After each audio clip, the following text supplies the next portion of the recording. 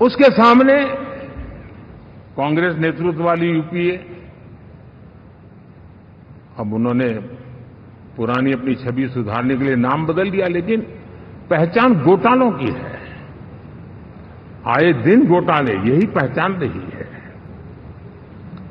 और नाम बदलने के बावजूद भी देश उनके घोटालों को नहीं भुला है, उनको नकारा है।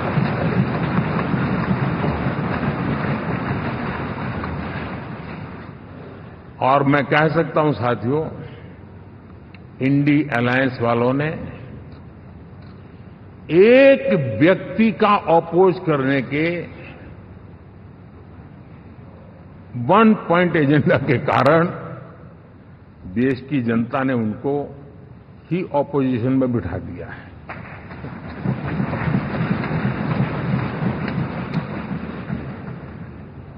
एनडीए विकसित भारत इस संकल्प को लेकर के चुनाव में गया था, देश के लिए सकारात्मक सोच को लेकर के गया था, देश की युवा शक्ति के सामर्थ्य को समझ करके नए अवसरों को लेकर के देश को आगे बढ़ने की बात लेकर के गया था। जबकि हमारे सामने जो लोग थे वो भ्रम फैलाना, झूठ फैलाना, यही गुमराह करने वाले काम यही करते रहे थे। अब एनडीए और उनका देखें, इवन नामांकन में जाएंगे तो भी आपको देखेगा उनका चुनाव प्रचार, उनका नामांकन, हम लोगों का एक एक दृश्य देख लीजिए और उनका एक एक दृश्य देखिए, कितना बड़ा अंतर है।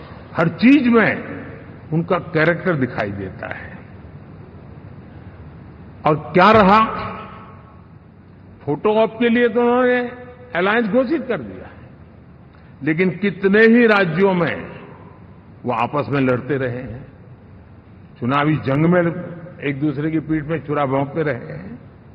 कभी उन्होंने कहा कि ये तो हमारा वैचारिक अलायंस है, वो विचार लेवल पर ठीक है, बाकी नीचे तो हमारा अपना हम तैयार करेंगे। और अब फिर उन्होंने कहा कि भाई हम तो सीट के आधार पर अलायंस करेंगे, टोटल न भी करें, ये भी खेल खेला। और अभी अभी तो चुनाव पूरा शुरू कर दिया कि ये तो हमारा अलायंस लोकसभा के चुनाव के लिए ही था, बाद में नहीं है, ये भी शुरू कर दिया। यानी मैंने बहुत पहले कहा था कि आप देख लेना 4 जून के बाद बिखराव शुरू हो जाएगा, और वो शुरू हो चुका है। इसका मतलब ये हुआ कि वो सिर्फ और सिर्फ सत्ता सुख के लिए एक दूसरे का साथ देने की कोशिश करते थे, लेकिन उनमें उनका अगर स्वार्थ निश्चित होता तो साथ देना, वरना नहीं देना, ये कैरेक्टर था। साथियों, ये लोग कितने ही बड़े झूठे बोलते रहे हैं।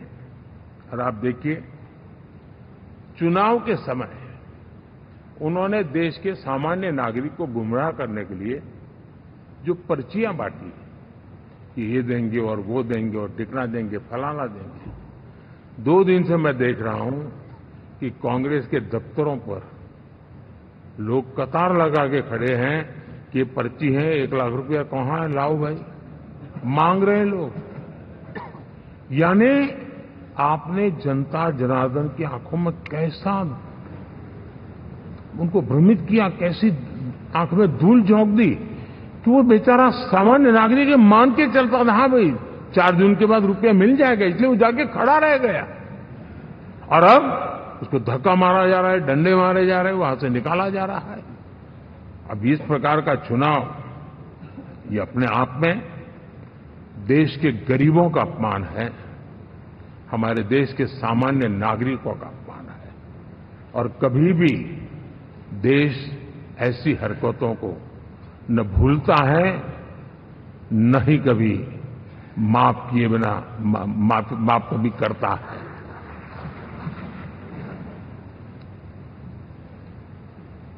साथियों, हमारे लिए संतोष की बात है कि हम एक कमिटमेंट से काम कर रहे हैं। 10 साल में हमने 25 करोड़ गरीबों को गरीबी से बाहर निकाला है।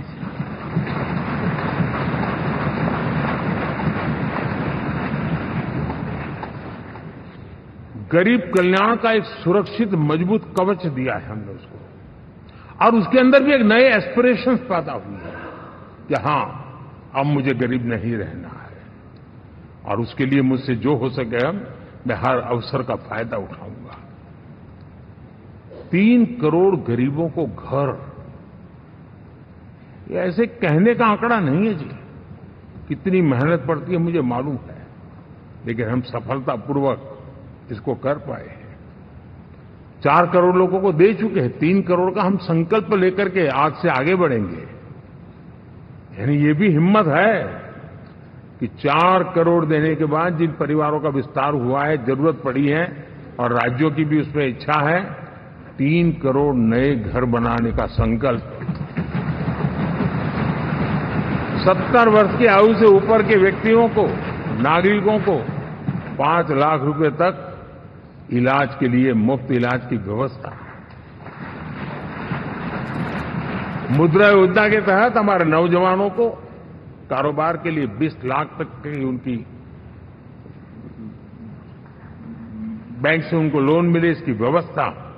ये मैं समझता हूं कि वायदा हमारे तीसरे कार्यकाल की गारंटियां, सब मैं अभी बताता नहीं हूं, लेकिन इन गारंटियों के प्रति हम कमिटेड हैं और उसे पूर्ण करने के लिए हम कोई कमी नहीं रखेंगे।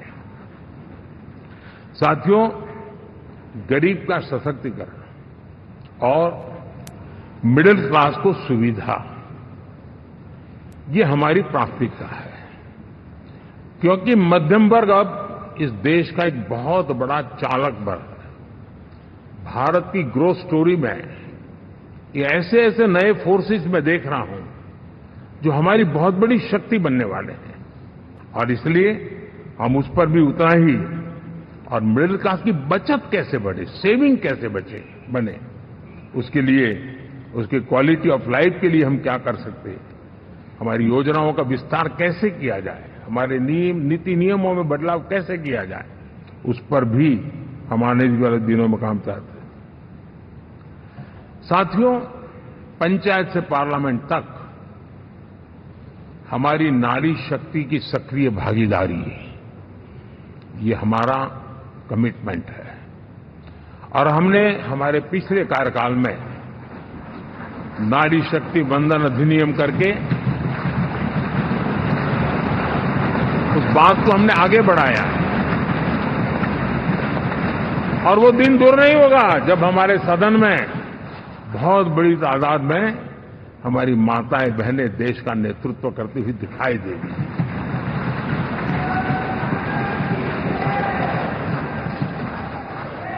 इस पूरे चुनाव में हम सबसे ज्यादा महिला उम्मीदवारों को टिकट देने वाली पार्टी रहे हैं, ये हमारा कमिटमेंट है।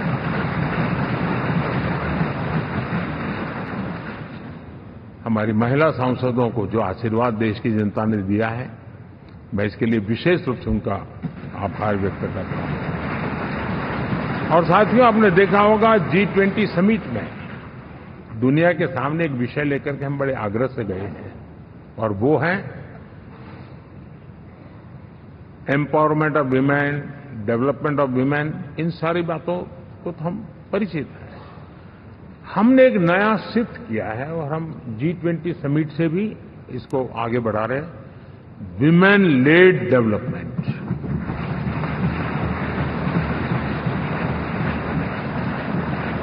एक बार हमारा इस प्रकार का कमिटमेंट बनता है तो परिवर्तन बिल्कुल साफ नजर आता है।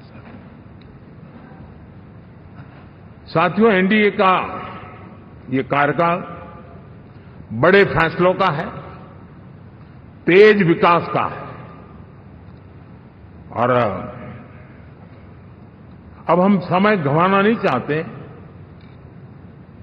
कि हम 5 नंबर की इकोनॉमी से 3 नंबर की इकोनॉमी पर पहुंचना है।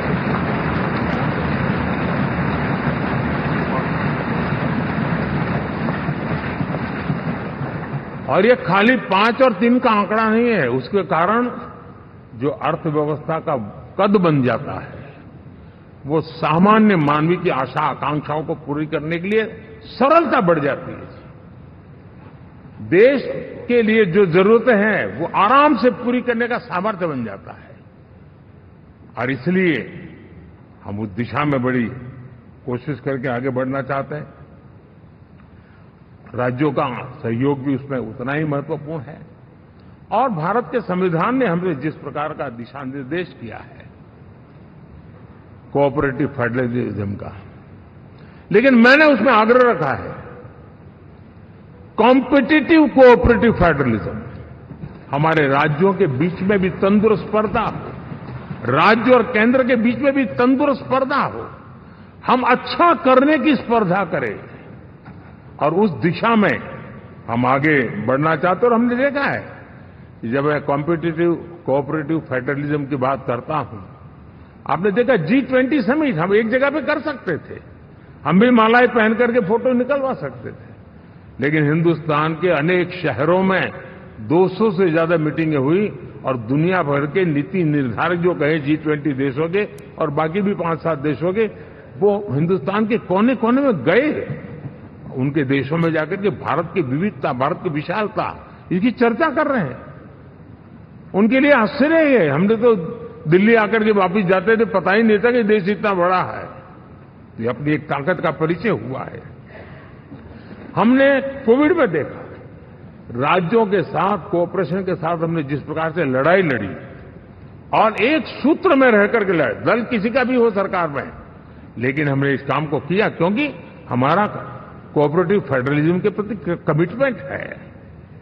एस्पिरेशनल डिस्ट्रिक्ट एक ऐसा मॉडल है गवर्नेंस का जिसमें राज्य भी उतना ही सक्रियता से हमारे साथ जुड़े हुए हैं और दुनिया के लिए जो डेवलपिंग कंट्रीज हैं उनके लिए गवर्नेंस का एक ऐसा मॉडल प्रस्तुत हो रहा है जिसका अब तो केस स्टडी के रूप में दुनिया के अनेक यूनिवर्सिटी केस स्टडी करना शुरू की है। अब उसको हम आगे बढ़ाते हुए एस्पिरेशनल ब्लॉक की तरफ ले जा रहे हैं ताकि हमारे ग्रासरूट लेवल पे भी जो वीक एरियाज हैं, जहां सुविधाएं अभी सामान्य एवरेज से भी नीचे हैं, उसको हम जल्दी से जल्दी उस स्टेट की एवरेज तक लाना चाहते हैं।